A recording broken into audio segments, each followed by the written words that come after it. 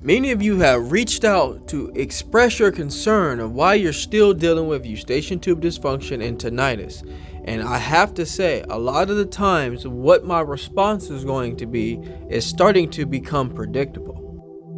Take a look at the chart here depicted of all the symptoms that we acquire when dealing with poor posture. And I can tell you, in our society today, in our generation, with all the work at home opportunities, all the remote work that we have, we are putting a lot of strain on our necks. We're spending more time in our desk. And I can tell you right now, something that we use every single day of our life now is a cell phone. And we're putting so much strain in our cervical area that, as you can see here, all the types of symptoms can come from just that alone.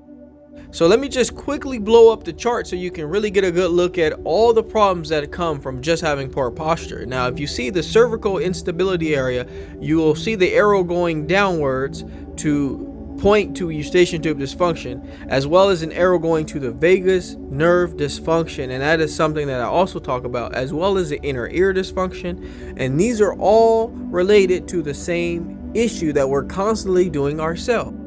When we engage in forehead posture, we're putting excessive strain on our joint, ligaments, and tissue. There is something called a suprahyoid, which is a muscle found on the floor of our mouth. And while they don't directly influence the position of the head and neck very much, they have a huge influence over the position of our jaw. The shortening of these tissues can protrude the jaw, which can result in a compromised airway. Doing so can inflame certain trigger points in these muscles, which can then cause ringing of the ears and balance issues due to their attachment points on the temporal bones.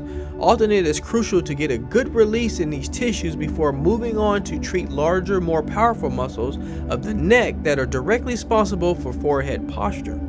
I speak to many of you who are online every single day looking for that 1 or 2 part remedy that's going to completely heal you of this problem, and I have to tell you, and I have to bring to your attention, a lot of the times it's ourselves that are making our problem last longer. I have to stress that improving our posture over time is going to improve our overall situation significantly, but you have to do it consistently, and you have to be aware where your body is each and every single day. Do your absolute best not to stress or overanalyze what could be causing this condition. I tell you right now, some of the basic changes and very small changes have led to indescribable outcomes for the good. So when you're in doubt, folks, just remember this. Not everything in health and wellness has to be complicated. It's just making minor changes but staying consistent. And when you're in doubt, go back to the basics.